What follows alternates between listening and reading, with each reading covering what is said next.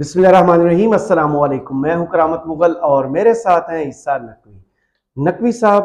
حکومت جانے والی ہے، جو موضوع سب سے زیادہ زیر بحث ہے وہ ہے اگلا نگران وزیر اعظم کون ہوگا۔ کیا اس ریس میں میاں نواز شریف کا کینڈیڈیٹ ہے؟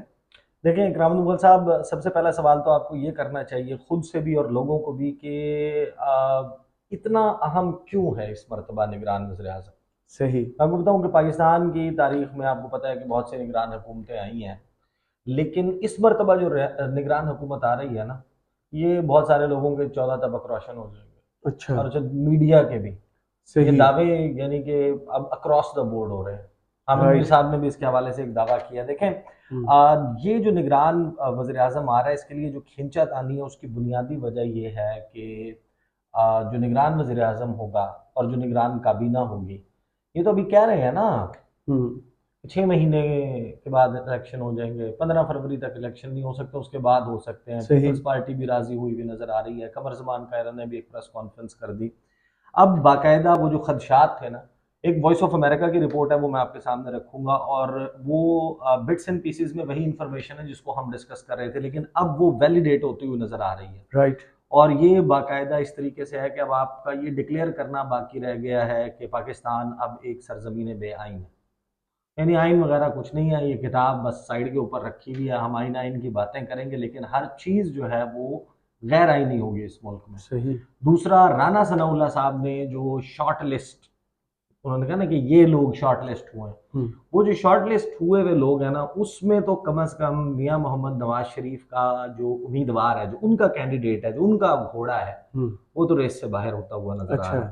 لیکن ابھی بھی نا، میں آپ کو بات بتاؤں کہ یہ اٹس اینی باڈیز گیس کہ کون کس وقت کون سا کارڈ کھیل کے اپنا جو ہے وہ مدعا منوا لے۔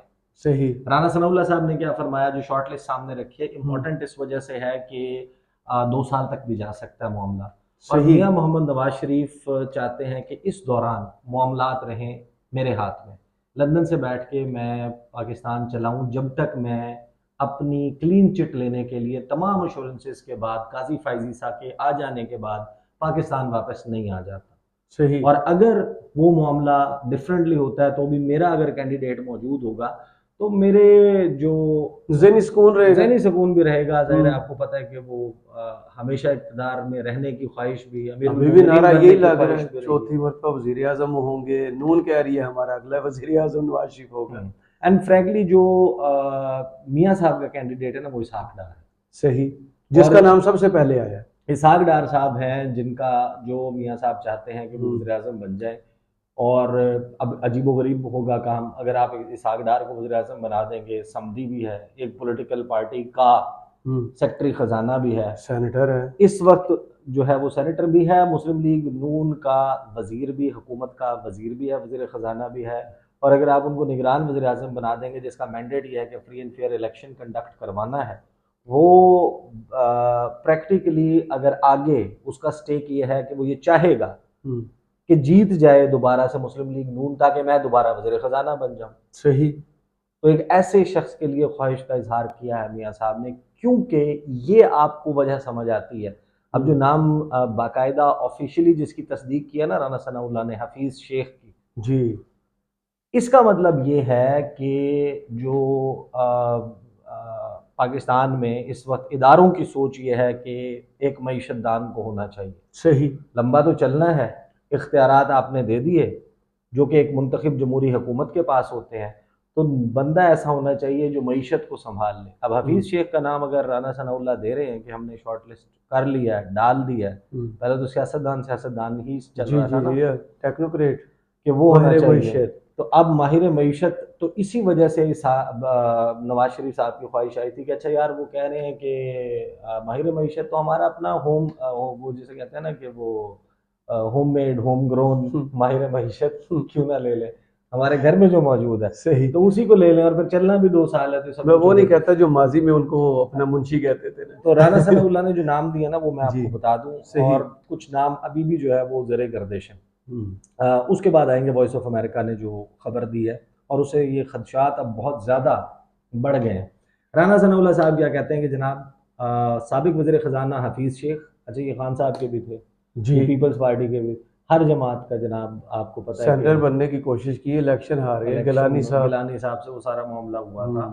اچھا، سابق وزیر خزانہ حفیظ شیخ اور سپریم کورٹ کے ایک ریٹائرڈ جج کا نام بھی شارٹ لسٹ ہونے والوں میں شامل ہے، تصدق حسین جیلانی صاحب. جی کوئی اور بھی ہو سکتا ہے. آپ کو پتہ ہے نا کہ ماضی میں افتخار چودھری صاحب کو بھی لارا ایک لگایا تھا مسلم لیگ نون نے کہ آپ کو صدر بنائیں گے. شاید وہ اپنی پارٹی نہ بناتے تو ہو بھی جاتا. نہیں، ممنون حسین وہ انہوں نے دل برداشتہ ہو کے بنائی. جی جی جی. تو یہ ایسے وعدے وعید سعید الزمان صدیقی صاحب کو بھی بنایا، اور ججز کو میاں صاحب کی بڑی انویسٹمنٹ ہوتی ہے شروع سے، جب سے وہ وزیر اعلیٰ بنے اس وقت سے انویسٹمنٹ چل رہی ہے. اچھا، پھر رانا ثناء اللہ صاحب نے کہا کہ نگران وزیر اعظم کے لیے شارٹ لسٹ ہونے والوں میں اسحاق ڈار اور شاہد خاقان عباسی کا نام شامل نہیں ہے. اب یہ رانا ثناء اللہ صاحب فرما رہے ہیں. اسحاق ڈار صاحب کا نام تو ہم نے ڈسکس کر لیا کہ کہاں سے آیا تھا، کیسے آیا تھا. شاہد خاقان عباسی کا جو ہے وہ نام کہاں سے آیا، وہ ان کی جب گفتگو ہے جو فورم انہوں نے بنایا ہے ری ایمیجننگ پاکستان، جی، تو ابھی پاکستان کو ری ایمیجن کیا جا رہا ہے نا، وہ بڑا کو انسائڈ کرتی ہے، بڑی ملتی جلتی ہے جو جس سوچ کے تحت اس ملک کو اب چلانے کی ایک رائے موجود ہے کہ ایسے اس ملک کو چلایا جائے. تو جب ہم خیال ہو جاتے ہیں آپ، تو پھر لگتا یہی ہے کہ آپ کا نام، لیکن پارٹی بھی تو پھر نام دے نا. اگر یہ نام یہ لے رہے ہیں تو وہ جو حلف والی بات تھی، پھر یہ اس کی وائلیشن بھی کر رہے ہیں. جو پیپلز پارٹی نے دعویٰ کیا ہوا ہے کہ حلف پر ہم نے وہ 5 نام جو ہے نا وہ حلف دیا ہوا ہے، وہ باہر نہیں آئیں گے. لیکن اب وہ کہتے ہیں کہ جناب سابق وزیر خزانہ حفیظ شیخ اور سپریم کورٹ کے ایک ریٹائرڈ جج کا نام شارٹ لسٹ ہونے والوں میں شامل ہے. منگل یا بدھ تک نگران وزیر اعظم کا فیصلہ ہو جائے گا. اور یہ جناب ایک خبر ساتھ میں اور بھی چل رہی ہے کہ جو پیپلز پارٹی کے رہنما مخدوم احمد محمود، جی، ان کا نام بھی زیر غور ہے. And I don't think he has black chances. یہ بردر ان لا بھی ہیں جہانگیر ترین کے. ہاں، اور اس میں جناب اسلم بھوتانی اور فواد حسن فواد کا نام بھی آ رہا ہے. لیکن اب آ جاتے ہیں جناب وائس آف امریکہ کی جو خبر ہے نا، یہ ہے پریشان کن خبر، اور یہ آپ کو بتاتی ہے کہ آپ practically you are going towards ایک ایسا ملک جہاں پر آئین بالکل ہی باقاعدہ آپ ڈکلیئر کر دیں. یعنی یہ تماشا ختم کر دیں نا. 14 مئی کے بعد تو بالکل آپ کو یقین ہونا چاہیے کہ بالکل نہیں ہے. ہاں، سپریم کورٹ کے 3 فیصلوں کے بعد جو اس حکومت نے کیا وہ بالکل نہیں ہے. صحیح. تو وہ یہ کہتے ہیں جناب موجودہ حکومت کی مدت ختم ہونے میں محض چند روز باقی رہ گئے ہیں. ایسے میں حکمران اتحاد کے درمیان دیگر معاملات کے ساتھ ساتھ نگران سیٹ اپ کی مدت بڑھانے پر بھی مشاورت جاری ہے. اور نگران حکومت سے متعلق جاری مشاورتی عمل سے واقف ذرائع نے وائس آف امریکہ کو بتایا کہ نگران حکومت کا دورانیہ 2 سال تک بڑھانے کی تجویز پر سنجیدگی سے غور ہو رہا ہے، اور اسٹیبلشمنٹ بھی اس مشاورت کا حصہ ہے. ذرائع کے مطابق نگران حکومت میں وزیر اعظم، وزیر خزانہ اور دیگر اہم عہدوں پر تعیناتیوں کے لیے ناموں پر غور جاری ہے. اور حکمران سیٹ اپ میں جو نگران سیٹ اپ ہے اس میں حکمران اتحاد پاکستان ڈیموکریٹک موومنٹ جو ہم بات کر رہے تھے پی ڈی ایم، جو آپ کی خبر تھی وہی بات، اور اس کے ساتھ تحریک انصاف سے الگ ہونے والی استحکام پاکستان پارٹی اور تحریک انصاف پارلیمنٹیرینز کے نمائندوں کو بھی شامل کیا جائے. ماشاءاللہ بندر بانٹ کر رہے ہیں نا اب آپ. صحیح. پریکٹیکلی اب یہ بات سامنے آ گئی ہے کہ یہ جو کابینہ بننے جا رہی ہے، نہ یہ ناصر الملک کی 8 رکنی کابینہ کی طرح ہوگی، نہ کھوسو صاحب کی 14 رکنی کابینہ کی طرح ہوگی. یہ بنے گی ایک بڑی کیبنٹ، ماڈرن ورلڈ کی لارج سائز کی. ہاں، نگران اس میں تو ہے. اب آپ یعنی کہ پھر ٹھیک ہے، پھر ایسے ہی کر لیں، ایک اور ورلڈ ریکارڈ بنانے جا رہے ہیں. پرچیاں ڈال کے نام حکومت بنا لیا کریں، امریکہ سے پوچھ کے حکومت بنا لیا کریں. یہ جو خاندان ہے جو جونکوں کی طرح چمٹے ہوئے سالہ سال سے، کئی دہائیوں سے، نسل در نسل انہوں نے فیصلہ کیا کہ انہوں نے حکمران رہنا ہے. تو پھر یہ الیکشن کا یہ 34 ارب مردم شماری تو چلیں آپ کو اس کے دیگر اس کے لیے ضروری ہے نا کہ آپ کو پتہ ہے کہ کیسے وسائل کی تقسیم کرنی ہے، کس طریقے سے معاملات چلانے ہیں. لیکن پھر آپ یہ ڈیلیمیٹیشن، یہ حلقے بنانا، یہ سارا پروسیس الیکشن کمیشن ختم کر دیں بھائی، بادشاہت قائم کر دیں. مین پاور لگاتے ہیں وقت. آپ امیجن کریں نا کہ کچھ عرصے کے لیے جناب crown prince Bilawal Bhutto Zardari, king Nawaz Sharif, اس قسم کا ماحول ہو، ایک دربار لگے، دربار میں جناب وہ جو درباری ہوتے تھے وہ مغلیہ آپ بھی مغل ہیں کرامت مغل صاحب، تو وہ مغلیہ دور سلطنت جو ہے، شاہی دربار لگ جائے. جو سلطنت کا دور ہے اس کو، ویسے مغلیہ نہیں ہوگا، وہ شغلیہ ہوگا. شغلیہ حکومت جو ہے نا وہ میرا خیال ہے کہ قائم کر لینی چاہیے. ابھی بھی ویسے آپس کی اس بات ہے، یہ شغلیہ ہی حکومت ہے. ہاں، تو یہ مذاق تو اسی قسم کا چل رہا ہے. اچھا آگے یہ کہتے ہیں کہ جناب کیا سرائیاں جو چل رہی ہیں کہ 2 سال آگے 2 سال تک چلا جاتا ہے، حکومتی رہنما اس کی واضح تردید سے اجتناب برت رہے ہیں. یعنی آپ کیا کریں، ڈبیٹ ختم کر دیں نا، آپ کیا بالکل کریں؟ ایک اسٹریٹ اپ نو بول دیں، ایک ایگزیکٹ سچویشن اس کے اوپر دے دیں. اچھا پی ٹی آئی کا بھی اس کے اوپر جو ہے وہ رد عمل آیا.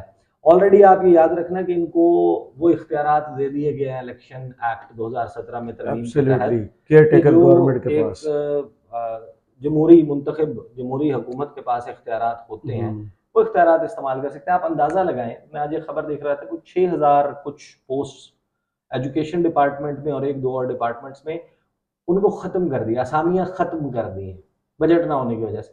یہ فیصلہ نگران حکومت نہیں لے سکتی. پنجاب میں یہ کام کر دیا. نگران حکومت کا کام نہیں ہے. میری آپ سے ڈسکشن ہو رہی تھی، تو سی ایم کس کیپیسٹی میں، جو کیئر ٹیکر ہیں ازبیکستان میں اس وقت بیٹھے ہوئے ہیں اور پاکستان کی کپاس کے متعلق وہ فیصلے کر رہے ہیں. کپاس کے متعلق بھی فیصلے کر رہے ہیں، وہ پلاسٹک سے روڈز بھی بنا رہے ہیں، وہ انڈر پاسز کے ٹینڈر ای ٹینڈرنگ کے اوپر جا رہے ہیں، وہ یہ بھی بتا رہے ہیں کہ یہاں سے روڈ کھلی کر دو، یہاں نئی روڈ بنا دو. ظاہر ہے ارد گرد کی پراپرٹی کے ریٹس بھی تو بڑھتے ہیں نا. انہوں نے ایک عجوبہ بھی لاہور میں بنایا ہے کہ ایک ہی انڈر پاس کے اندر سے 2 روڈز نکال کے وہ آگے جا کے جوڑ دی ہیں، پھر وہ ایک روڈز بن جاتی ہیں. یعنی کہ رستے 2 بنا دیے اس میں بیچ میں سے. ایک جوک بھی ہے اس میں نا، اس خبر میں، وہ جو پاکستان تحریک انصاف کے ترجمان رؤف حسن صاحب ہیں، انہوں نے کہا، وہ کہتے ہیں کہ ملک میں اس وقت ہر چیز آئین کے منافی ہو رہی ہے. وائس آف امریکہ سے انہوں نے بات کی، انہوں نے کہا کہ موجودہ حکومت نگران حکومت کو لمبے عرصے تک چلانا چاہتی ہے کیونکہ یہ انتخابات کی طرف نہیں جانا چاہتے. ان کے بقول آئین کے تحت نگران حکومت غیر جانبدار ہوتی ہے، لہٰذا پی ٹی آئی کسی ایسی حکومت کا حصہ نہیں بنے گی جو آئین کے منافی ہو. یعنی آپ اندازہ لگا، تو بات یہ ہے کہ ان کو یہ ادھر کے ان کا حصہ میں فیصلہ بادیوں کی طرح تحریک انصاف کو بنائیں گے بھی نہیں. رؤف حسن صاحب وہ شور ہیں آپ بالکل، آپ اس پہ پوری، اگر آپ یہ بیان دے بھی دیتے نا کہ ہم اس کا حصہ بنیں گے اور ہم بھی چاہتے ہیں کہ ہمیں بھی اس میں جو کوٹا سسٹم کے تحت نگران حکومت بن رہی ہے کہ جناب آصف زرداری کا کوٹا، یہ مولانا فضل الرحمان کا کوٹا، یہ اے این پی کا کوٹا، ایم کیو ایم کا کوٹا، کوٹے کے تحت نا پورے پی ٹی آئی پارلیمنٹیرین کا کوٹا، آئی پی پی کا کوٹا، ہاں پورے اس میں کوٹا.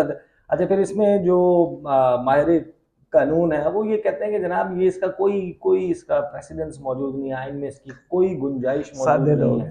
نہ نگران وزرائے اعلیٰ وہاں پر کاؤنسل آف کامن انٹرسٹ میں بیٹھ سکتے ہیں، نہ اس قسم کی نگران حکومت بنائی میں ایسی بات کروں نا تو آپ مجھے پتہ کیا کہتے ہیں، آپ سویڈن میں رہتے ہیں یا پاکستان میں؟ اب یہ لوگ سویڈن میں رہتے ہیں یا پاکستان میں؟